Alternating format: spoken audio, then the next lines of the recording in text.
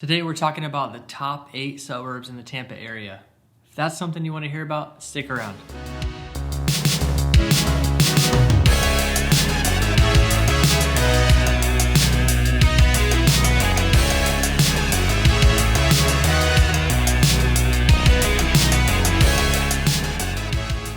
I'm Sam and welcome to the Living in Tampa, Florida channel, where every single week we release videos about what it's like to live, work, play, and move to the Tampa, Florida area. If that's something you're interested in, make sure you hit that subscribe button and hit that little bell so you get notified for every new video. I'm also a licensed realtor in the state of Florida, so if you have any real estate specific questions, please don't hesitate to reach out. My number and email are right there. Call, text, email, anyway, I'd love to hear from you. All right, let's get into it. Top 8 suburbs of the Tampa area. Tampa has been growing like crazy, and you're probably searching online, even just looking at what areas you should live in. Tampa is a big city. It's over 3 million people, and that area is made up of all kinds of suburbs and city and beach towns and all kinds of different areas. So today, we're just gonna focus on Hillsborough County, which is the main county of Tampa. We're gonna talk about the top 8 suburbs. I actually took this list from niche.com, and I'm gonna just use their order because it's based on a whole bunch of data and reviews. But I'm gonna add some of my own local insight into the information. Keep in mind, I did move here about a year ago, so my thought process is still kind of stuck in what would it feel like to move to these areas compared to where I was in Colorado. Okay, this niche.com information is based on crime data, public school scores, neighborhood reviews, like people that actually live there go on and write reviews of their neighborhood. Other factors involved are cost of living, job opportunities, and local amenities. So I'll kind of hit on some of those details as we go through this list. All right, coming in at number 1, West Chase. West Chase is a really unique little area just west of Tampa, kind of in between Hillsborough and Pinellas County. It's kind of right here on the edge, and it backs up to some really like rural area, but the actual area of West Chase is very kind of dense suburban. When you think of like a suburb, a picturesque suburb with the shopping and the housing and the pools and the HOAs, like that's West Chase. West Chase is the very typical suburb in the area, especially when it comes to kind of the metro area. Some of these other ones are a little more toward the east. So you see West Chase right here on the map. A lot of home ownership in this area, and the median home price is right around $360. But I think that's a little unfair way to think of it. The actual average, say you want a 4-bedroom house, most people in this neighborhood want a 4-bedroom house with a pool. That's gonna be over $400,000. That's not gonna be $360. That's gonna be more like $460. And if you wanna rent in the area, you're looking at starting right around $1,800 for an apartment. And a lot of these apartments are really close to this like shopping area, the West Park Village. And it's a really cool experience if you want that feel. So there's purchasing and renting very available in West Chase. And there's a lot of parks and other amenities in this area. One highlight for West Chase compared to some of these other areas is it is a little bit closer to the beaches. It would take about 30 minutes to get from West Chase to Clearwater Beach, and some of these other areas are a little bit further from that beautiful beach. All right, number 2, Fish Hawk. You see it right here on the map. It's really kind of southeast of Tampa, and it has a very like built up suburban feel in some of it, but then you have quite a bit more opportunity to have a big yard, to have more rural of a feel. And it is pretty close to Apollo Beach down here, and actually not that far from Sarasota. So if you do want, that kind of weekend getaway to the little beach town in Sarasota, it's really not a bad drive at all. In Fish Hawk, you're looking right under $400,000, $375 to $400 for like a 4-bedroom house with a pool, which is kind of the typical house in this area.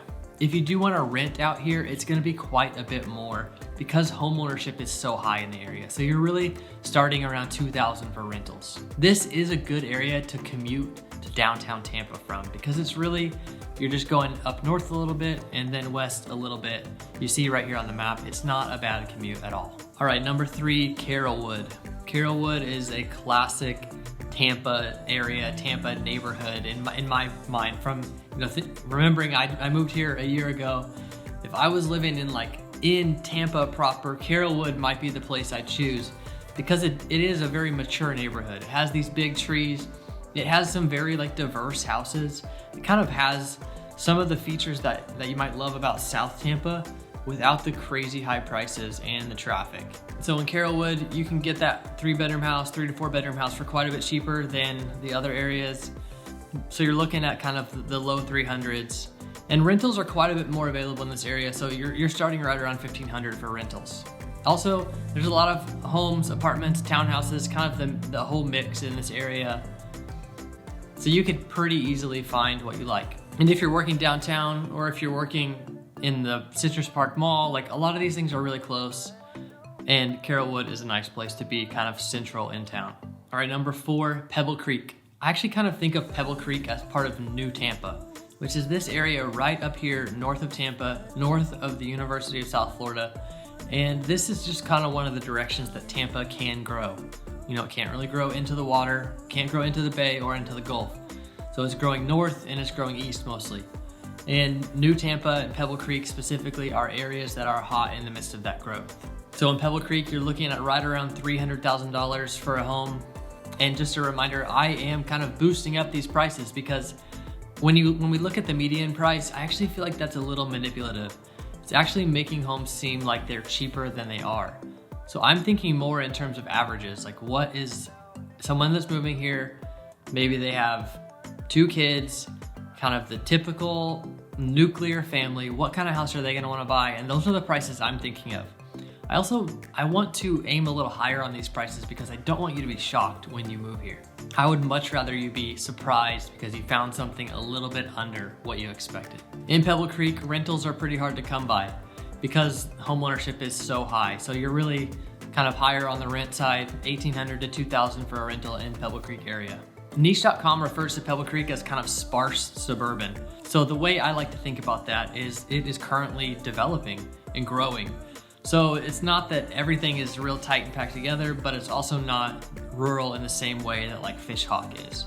Speaking of rural, number 5, Bloomingdale. Out here kind of in this Brandon Fishhawk area, if you want the big yard, if you want a couple acres, if you've been stuck in a city and you really want the space, Bloomingdale is a really nice area for that. You can get that typical house for right around $275, and you can rent for right around $1,700.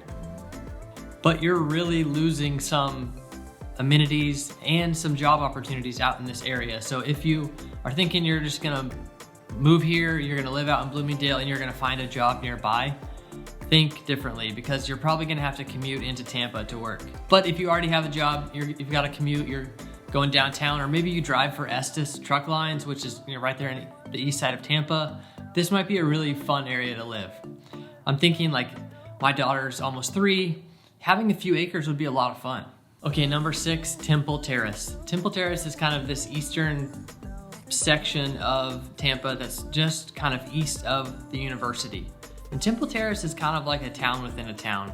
It's really its own town. It actually goes by Temple Terrace. It's not just a different zip code of Tampa like some of these areas like West Chase are. And I know some people that live in Temple Terrace and love it so much. You're really close to the city. You have that dense suburban feel. But you also have other cities that are pretty accessible, like Lakeland, which is one of the fastest growing cities in the state, and Orlando is really not that far. So if you are a big Disney fan, if you've got little kids and you're thinking we're moving to Florida, we want to be in between the beaches and Disney, Temple Terrace might be a really good option. And housing is quite a bit more affordable in that area. You can get that typical house for right around $250 to $275. And rentals are quite a bit more available in Temple Terrace as well. So if you're looking for a rental, think around that $1,500 to $1,700 range. All right, number 7, Keystone, another rural feel, but on the other side of the city. Keystone is really just kind of north of West Chase. And it's really kind of a cool area. There's a lot of horse farms in this area. Not that there's horses going down the road or something, but it's kind of that beautiful horses and livestock and a bunch of open land. And this is an area where you can get quite a bit bigger yard. But this is also an area that has attracted a lot of money. So You might get a bigger yard, but the houses are over 400 very, very easily. So you're really looking in that 420 to 475 range for a typical house. If you look right here, this neighborhood, the Eagles, is kind of the like main HOA style neighborhood in this area. And within this golf course community, there's so many little pockets of different houses kind of at different price ranges.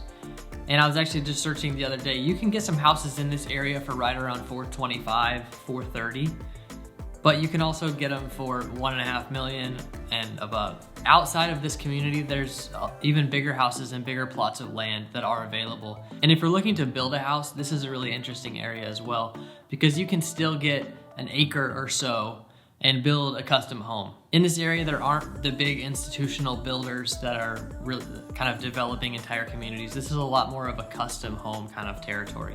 And if you do want a rural feel and you want to be closer to beaches, this compared to Fishhawk or compared to Bloomingdale is a lot closer to the beaches. This drive over here to Tarpon Springs or Dunedin or Clearwater is really not bad at all. All right, number 8, the last one for today, Northdale. I actually think of Northdale as kind of part of CARROLLWOOD. Northdale and CARROLLWOOD really like blend in together, and it's very, very similar. Old growth kind of neighborhood with a lot of single family homes and a lot of big trees and older established businesses and also residents that have been in the area for a long time.